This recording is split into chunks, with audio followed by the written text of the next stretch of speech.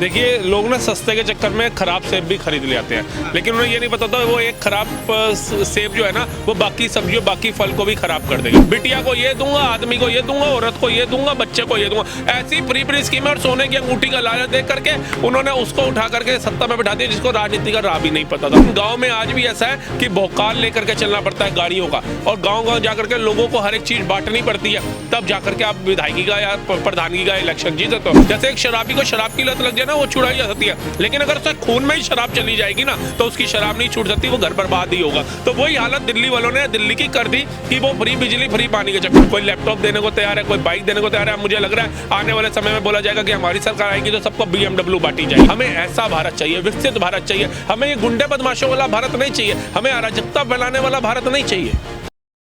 नमस्ते, मैं शमी, सौगन टीवी देख रहे हैं आप। क्या 300 यूनिट बिजली फ्री देकर एक नेता अपने लिए वोट मांग सकता है? क्या जिस राज्य में सरकारी स्कूलों में शिक्षा व्यवस्था पहले से ही मुफ्त है, फिर भी इसका जुमला देकर क्या वो अपनी सरकार बना सकता है? या ऐसा कर रहे हैं अखिलेश यादव, समाजवादी पार्टी के नेता। उन्होंने वादा कर दिया है कि 300 यूनिट फ्री देंगे सभी लोगों को, महिलाओं को 40,000 देंगे। इसके बाद तो शिक्षा व्यवस्था पूरी तरीके से मुफ्त कर देंगे महिलाओं के लिए, जो कि पहले से मुफ्त है।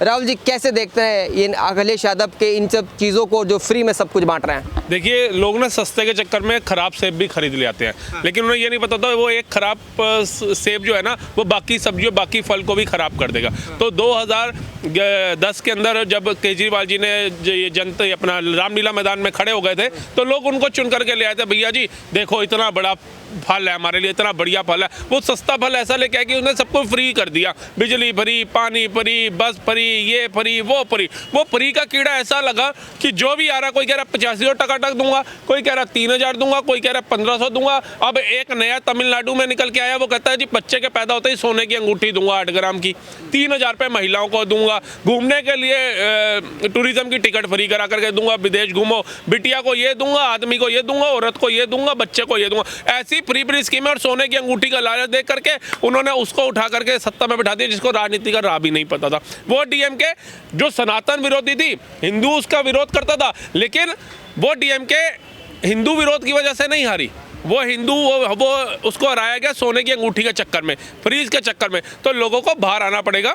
अभी मैं अपने एक मित्र के साथ खड़ा था, वो बता रहा था, राहुल भाई आप तो दिल्ली में रहते हो, तो दिल्ली में तो लोग इतने व्यस्त हैं वो परवाह नहीं करते हैं, लेकिन गांव में आज भी ऐसा है कि भौकाल लेकर के चलना पड़ता है गाड़ियों का, और गांव जाकर के लोगों को हर एक चीज़ बांटनी पड़ती है, तब जाकर के आप विधायकी का या प्रधानगी का इलेक्शन जीत सकते हो। तो जब तक लोग इस फ्रीज को नहीं छोड़ेंगे तब तक ये गुंडे बदमाश पनपते रहेंगे, ये विधायक बनते रहेंगे, सांसद बनते रहेंगे। राहुल जी, भाजपा अभी लगभग हर एक राज्य में, जितने भी मध्य में राज्य हैं जहाँ पर हिंदी भाषी क्षेत्र है, वहाँ पर तो भारतीय जनता पार्टी है। पश्चिम बंगाल जो मुश्किल बताया जाए वो भी भारतीय जनता पार्टी जीत गई, और एक आंध्र में एनडीए की सरकार है। लेकिन सवाल ये है ना कि जिस तरीके से भारतीय जनता पार्टी भी तो इन सब चीज़ों में फंस जाती है, वो भी तो फ्री की लालच कहीं ना कहीं देती है ना। दिल्ली में उन्होंने खुद दिया महिलाओं को 2,500 देने का। सर मैं आपको वही तो बता रहा हूँ कि एक गलत फ्रूट चुन करके लेके आए थे, उस गलत फल ने सारी सब्जियों को खराब कर दिया, चाहे भाजपा भी उसमें आ गई। उससे भी यही समझ आ गया कि भाई मैं अपनी दिल्ली को भरता बनाना है तो मुझे इनको लालच देना पड़ेगा, क्योंकि लोगों को लत लग गई है। जैसे एक शराबी को शराब की लत लग जाए ना वो छुड़ाई जा सकती है, लेकिन अगर उसके खून में ही शराब चली जाएगी ना तो उसकी शराब नहीं छूट सकती, वो घर बर्बाद ही होगा। तो वही हालत दिल्ली वालों ने दिल्ली की कर दी कि वो फ्री बिजली फ्री पानी के चक्कर में। लेकिन दिल्ली की जनता जो थी वो बिजी थी, पढ़ी लिखी थी, भागदौड़ वाली थी, एक कह सकते हैं मेट्रो सिटीज़ को कहते हैं, तो लोग उससे बाहर निकले, उन्होंने कहा नहीं बदलाव चाहिए। लेकिन ये फ्रीज की चीज़ें कहाँ चली गई? यूपी तक, बिहार तक, आंध्रा तक, महाराष्ट्र तक, तमिलनाडु तक, आज वहाँ पहुँच गई बंगाल तक, हर एक राज्य में इन्होंने फैला दी। अब जो है कोई लैपटॉप देने को तैयार है, कोई बाइक देने को तैयार है। मुझे लग रहा है आने वाले समय में बोला जाएगा कि हमारी सरकार आएगी तो सबको BMW बांटी जाएगी। अखिलेश यादव साइकिल को छोड़ करके मर्सिडीज बेंज बांटने लग जाएंगे। राहुल गांधी कहेंगे जी मैं बेंटले बांटूंगा, उसके बाद केजरीवाल आएंगे कहेंगे इसको छोड़ो मैं रोल्स रॉयस दूंगा सबको। तो ऐसी चीज़ें होंगी, और सबको 5 स्टार के अंदर 4 दिन का रहने का पैकेज फ्री दूंगा। तो आने वाले समय में तो मुझे लगता है कि जिस हिसाब से राजनीति विकास के दम पे विपक्ष नहीं लड़ रहा है, उस हिसाब से ऐसी चीज़ों की फैसिलिटी ये लेकिन होना नहीं चाहिए, बिल्कुल नहीं होना चाहिए। हमारे टैक्स का पैसा है, हम तय करेंगे, वो पैसा जो है वो सड़कों पे लगे। आज भारत में एक्सप्रेसवे के जाल बन रहे हैं आज चाइना को पछाड़ के दूसरे नंबर पर रोड मैप आ रहा है। आज 29 से ज़्यादा कंट्रियाँ भारत को, प्रधानमंत्री को सर्वोच्च सम्मान दे रही है।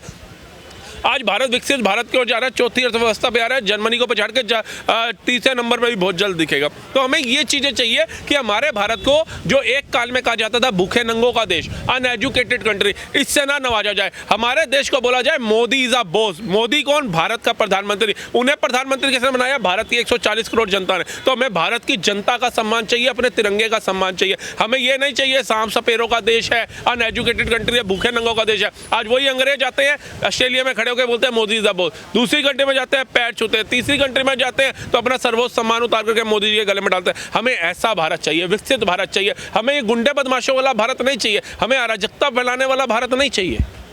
आप देख रहे हैं सौगंध टीवी, सौगंध वतन की।